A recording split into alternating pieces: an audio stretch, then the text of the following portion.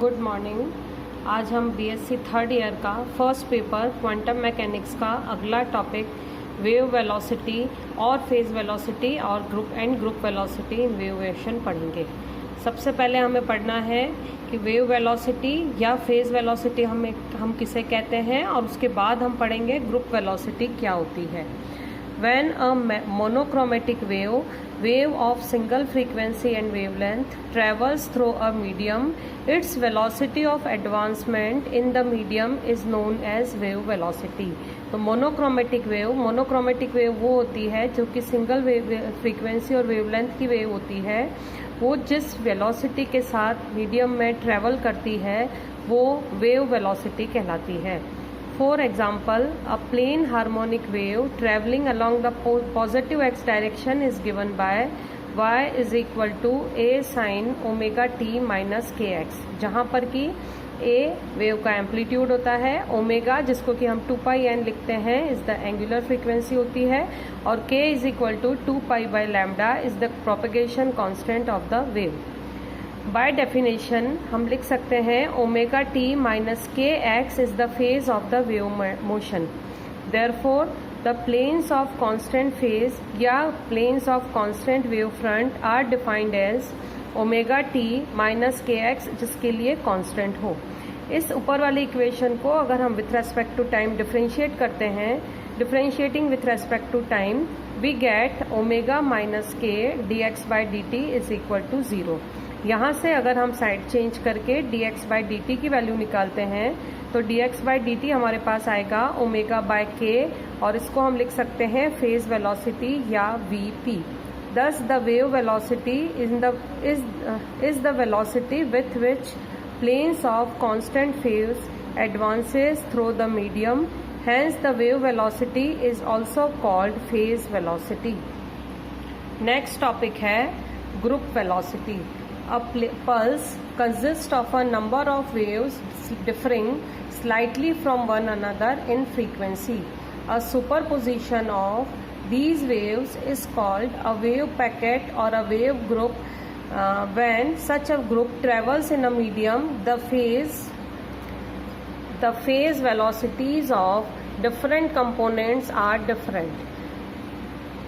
This observed velocity the observed velocity is the velocity with which the maximum amplitude of the group advances in the medium. This is called the group velocity.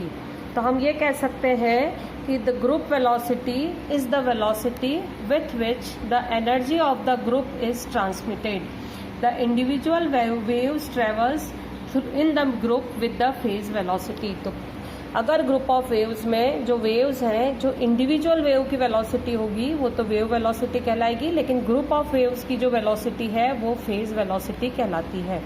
इसको हम मान लीजिए हमारे पास दो waves हैं। Consider two plane harmonic waves of equal amplitudes but slightly different frequencies travelling from left to right in a certain instant.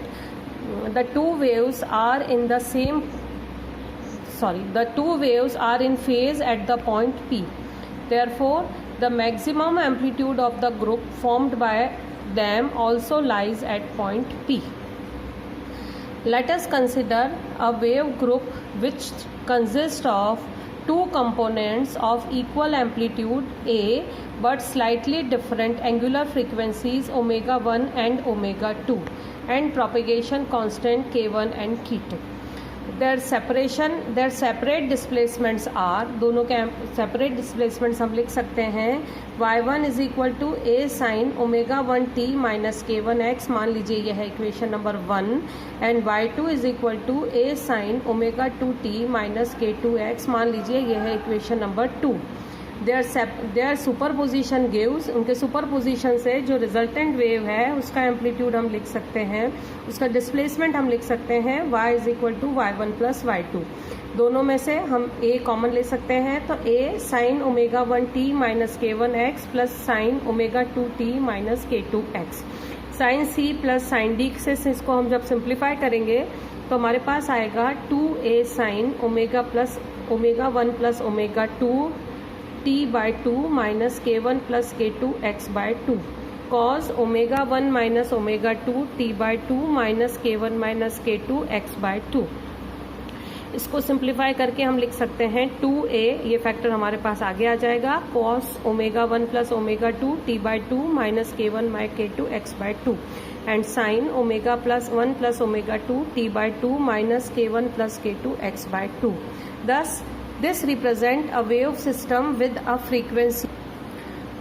frequency omega 1 plus omega 2 by 2 and amplitude a 2a cos omega 1 minus omega 2 t by 2 minus k1 plus minus k2 x by 2.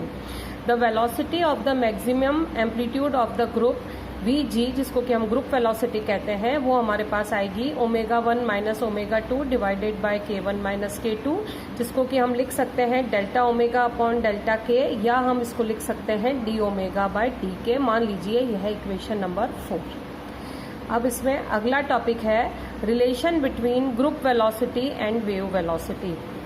चूंकि हम अभी निकाल चुके हैं, since wave velocity, जिसको कि phase velocity भी कहा जाता है, वो लिखा जाता है vp is equal to omega by k से। क्रॉस मल्टीप्लाई करके अगर हम ओमेगा की वैल्यू निकालना चाहें तो omega is equal to k vp, और ग्रुप वेलोसिटी vg लिखी जाती है डी ओमेगा अपॉन डी के से, जो कि अभी हमने इक्वेशन नंबर 4 में कैलकुलेट किया है। यहाँ पर हम d बाय डी के ओमेगा की वैल्यू ऊपर वाली इक्वेशन से यहाँ सब्सटीट्यूट कर दें, k vp डिफ्रेंशिएट करके हम लिख सकते हैं vp plus k D vp upon D के। मान लीजिए ये हमारे पास है इक्वेशन नंबर 1। चूंकि हम जानते हैं k इज इक्वल टू होता है 2 पाई बाई लैम्डा, जहाँ पर लैम्डा जो है वो वेवलेंथ है, तो यहाँ पर हम लिख सकते हैं vg is equal to vp plus k की वैल्यू हम रखते हैं इक्वेशन नंबर 1 में 2 pi by lambda plus d vp upon d, और k की वैल्यू हम रख रहे हैं 2 पाई बाई लैम्डा। यहाँ पर भी 2 पाई कांस्टेंट है, बाहर आएगा और ऊपर वाले 2 पाई से कैंसिल हो जाएगा, तो vp plus 1 upon lambda d vp d of 1 upon lambda. चूंकि partial d of 1 upon lambda की वैल्यू आएगी minus 1 upon lambda square d lambda, ये वैल्यू हम सब्सटीट्यूट कर देते हैं इस वाली इक्वेशन में, तो हमारे पास आ जाएगा vp minus lambda d vp upon d lambda. मान लीजिए ये है equation number 2।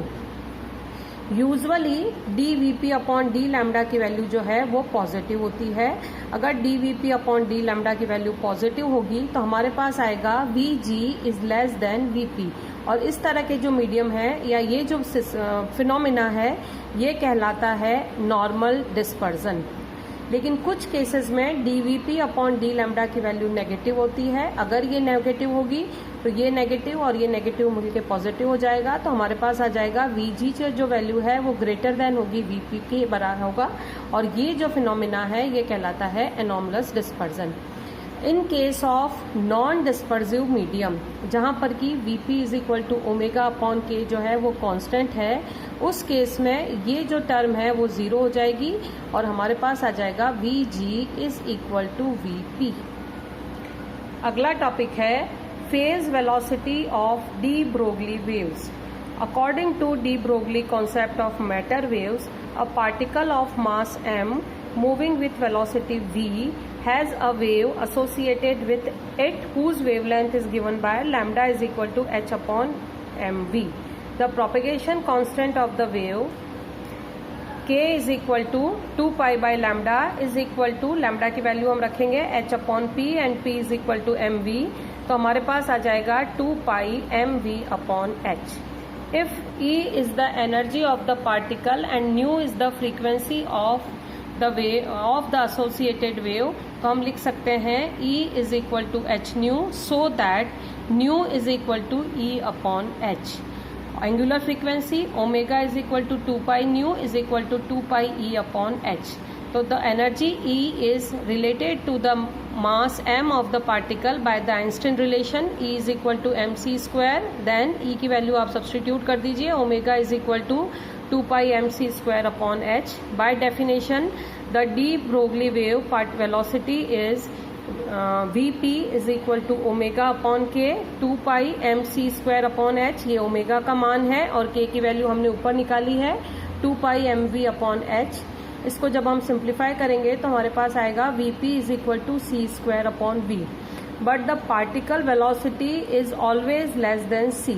Therefore, the de Broglie wave velocity Vp must be greater than c. This is unexpected result. According to this result, the de Broglie wave train associated with the particle would travel much faster than the particle itself and would leave the particle far behind. अगला topic है group velocity of de Broglie waves. The phase velocity of wave associated with the particle comes out to be greater than the velocity of light. This difficulty is resolved by postulating that the moving particle is associated with a wave packet or a wave group rather than a single wave train. So a wave group corresponding to a wavelength lambda corresponds to a number of component waves with slightly different wavelengths in the neighborhood of lambda. तो the velocity of a wave group या जिसको कि हम group velocity कहते हैं may be much less than the velocity of individual component or wave velocity or phase velocity. Now the angular velocity and propagation constant of a de Broglie wave जो कि हमने ऊपर वाले इक्वेशन में निकाला है, omega is equal to 2 pi mc square upon h and k is equal to 2 pi mv upon h. लेकिन theory of relativity से m इज इक्वल टू होता है m0 upon under root 1 minus v square upon c square. Thus omega को हम लिख सकते हैं 2 pi m0 c square upon h under root of 1 minus v square upon c square, और k को हम लिख सकते हैं 2 pi m0 v upon h under root 1 minus v square upon c square.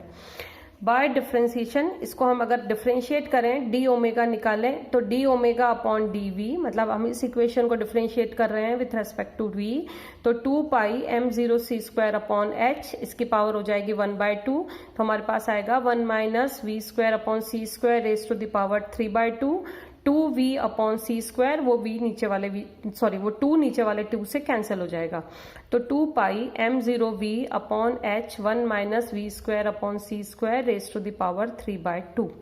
और dk अपॉन dv की value निकालें, इस इक्वेशन को डिफरेंशिएट करें सेम मैनर में, तो हमारे पास ये फैक्टर आएगा. इनको डिवाइड करके vg is equal to d omega upon dk निकालना चाहें तो वो हमारे पास आएगा d omega upon dv divided by dk upon dv. तो इन दोनों इक्वेशंस को जब हम डिवाइड करेंगे तो सारी टर्म्स कैंसिल हो जाएगी और हमारे पास बचेगा v. Thus, the de Broglie wave group associated with a moving particle travels with the same velocity as the particle itself. Thus, a moving particle is equivalent to a wave group. अगला topic है relation between phase velocity and group velocity for a non-relativistic free particle. Let Vp and Vg be the phase velocity and group velocity for a non-relativistic free particle of mass m. If lambda is the wave velocity, de Broglie wavelength and nu the frequency of the wave, तो हम लिख सकते हैं phase velocity Vp is equal to nu lambda. According to de Broglie hypothesis, lambda is equal to h upon m Vg, चूंकि Vg is equal to v के बराबर होता है. For a non relativistic particle kinetic energy दी जाती है k is equal to 1/2 mvg square, और साथ ही साथ एनर्जी दी जाती है E is equal to h nu से. इस नीचे वाली इक्वेशन से अगर हम न्यू की वैल्यू निकालना चाहें तो न्यू इज इक्वल टू हमारे पास आ जाएगा E अपॉन h, और ऊपर वाली इक्वेशन में हमने E निकाला है, E is equal to 1/2 mvg square divided by h. मान लीजिए यह है इक्वेशन नंबर 3. तो न्यू की वैल्यू हम सबसे न्यू और लैम्डा की वैल्यूज इक्वेशन 3 और इक्वेशन 2 से हम इक्वेशन 1 में रख सकते हैं. तो हमारे पास आएगा Vp is equal to nu की वैल्यू हम रखेंगे mvg स्क्वायर अपॉन 2h, और लैम्डा की वैल्यू रखेंगे हम h अपॉन mvg. सारी टर्म्स कैंसिल हो जाएगी और हमारे पास बचेगा 1/2 vg. Thus, for a non-relativistic free particle, the phase velocity Vg is half of the group velocity.